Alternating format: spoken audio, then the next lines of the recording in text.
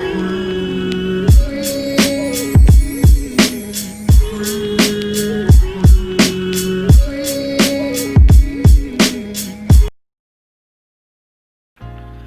there YouTube, Bed Bath & Bongs here. Thank you for joining me today. I'm going to be making another historical doc. I'm going to be covering the Iran Contra affair, which is where Ronald Reagan and his team of cronies funded the Nicaraguan rebels named the Contras by arming Iran with weapons to fight Iraq. And the Contras, with the help of the CIA, smuggled a lot of the cocaine into California in the 80s during the crack epidemic. So, yeah, we've always been ruled by criminals. So there's that. And then besides that, I'm also going to be covering the life of Gary Webb, someone who helped uncover a lot of this information. So yeah, let's get down to it. What is the Iran-Contra affair? So, it's a 1980s U.S. political scandal in which the National Security Council became involved in secret weapons transactions and other activities that either were prohibited by the U.S. Congress or violated the stated public policy of the government. The scandal related to U.S. policy toward two countries that had undergone revolutionary regime change in 1979, Iran and Nicaragua.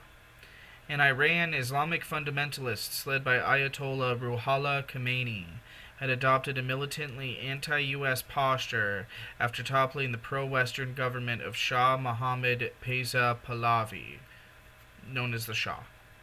In Nicaragua, the leftist Sandinistas had taken power from Anastasio Somoza Debayle. The administration of U.S. President Ronald Reagan feared that the presence of the Marxist-oriented Sandinista government would offer a launchpad for the spread of communist insurgency elsewhere in Central America. And in fact, the Sandinistas had begun to provide support for leftist insurgents in El Salvador. In the early 1980s, the U.S. government provided military aid and financial support for the warring Nicaraguan opponents of the Sandinista regime, the Contras, who Reagan referred to as the moral equal of the founding fathers of the United States. Amazing. As American popular support for such efforts withered, at least partly because of fears of entanglement in a Vietnam War-like conflict, the Democratic-led Congress passed legislation in 1984, the Second Boland Amendment, that banned both direct and indirect U.S. military aid to the Contras, much to the dissatisfaction of Reagan. In the meantime, U.S. efforts to engage with moderate element in Iran were complicated when Shiite terrorists in Lebanon, loyal to Iran, took a number of American citizens hostage.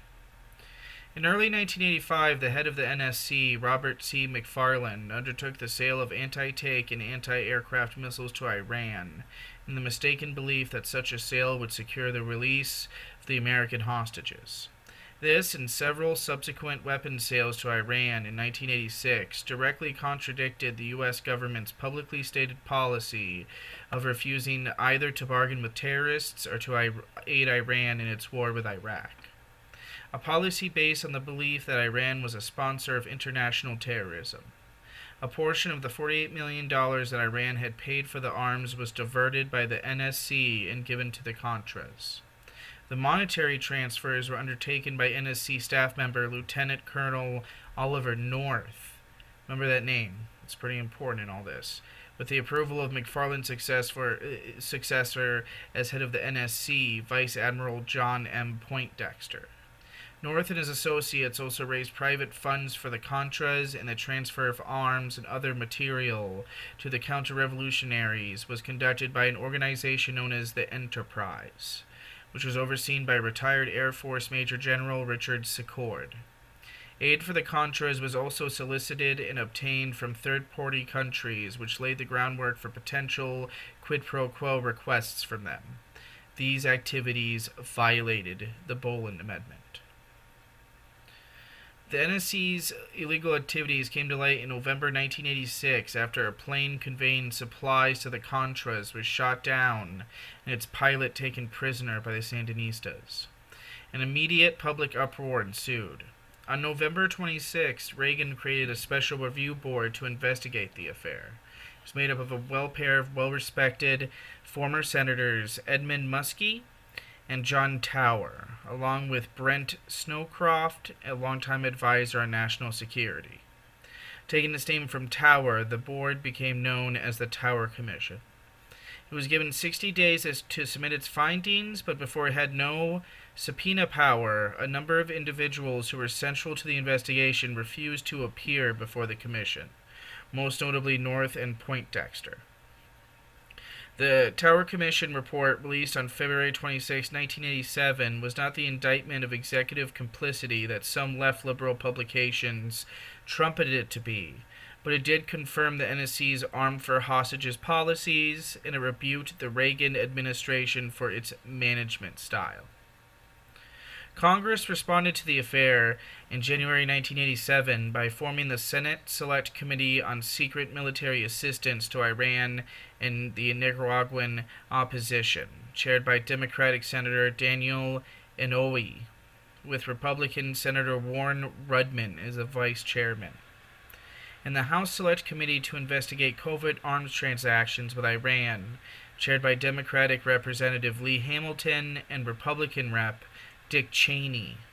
Let me repeat that. Future vice president, people. As the vice chairman. From early May to August 1987, the committees held televised joint hearings that became known as the Iran-Contra affairs. Reagan waived executive privilege and ordered all relevant government agencies to provide documents and witnesses.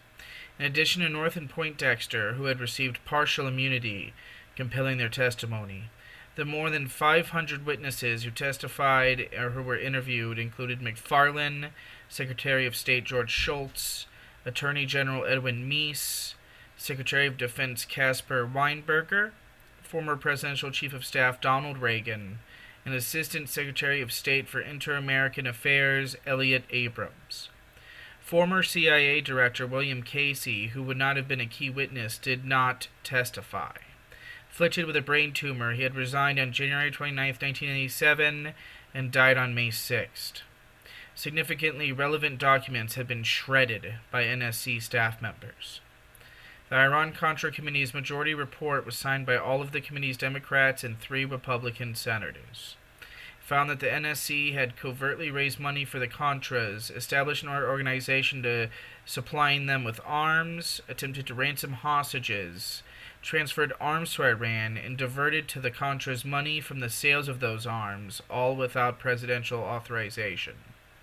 This report had emphasized that these actions had violated the fundamental Constitution requirement that government actions be funded by money subject to congressional oversight. In the wake of the report issued in August 1993 by independent counsel Lawrence Walsh, who had been appointed to investigate the Ira-Contra affair, Poindexter and North were prosecuted. Poindexter was convicted of making false statements to Congress, conspiring to obstruct official inquiries and proceedings, obstruction of Congress, and destruction and removal of records. However, on appeal, his conviction was reversed by virtue of his immunized testimony. North was convicted of aiding and abetting in the destruction of Congress, accepting an illegal gratuity, and altering and destroying documents. On appeal, his conviction was reversed, and charges against him were later dropped on the grounds that witnesses at his trial had been tainted by North's testimony on television before the Ira-Contra committees. Weinberger also was prosecuted, but in December 1992, then-President George H.W. Bush pardoned him and 5 others involved in the affair, including McFarlane and Abrams. As a result of the scandal, Reagan's public image was tarnished, and the United States suffered a serious, though temporary, loss of credibility as an opponent of terrorism. So, I kind of went through the basics of what the Iran-Contra affair was all about. Now to include the facts that involve the cocaine and the crack epidemic. Let's start with Mr. Gary Webb. He was a journalist. He began his career working for newspapers in Kentucky and Ohio, winning numerous awards and building a strong reputation for investigative writing. Hired by the San Jose Mercury News, Webb contributed to the paper's Pulitzer Prize-winning coverage of the Loma Prieta earthquake. Webb is best known for his Dark Alliance series, which appeared in the Mercury News in 1996. The series examined the origins of the crack cocaine trade in Los Angeles and claimed that members of the anti-communist Contra rebels in Nicaragua had played a major role in creating the trade, using cocaine profits to support their struggle. It was also suggested the Contras may have acted with the knowledge and protection of the CIA. This provoked a lot of outrage from people, particularly in the LA African American community, and it led to 4 major investigations of the CIA.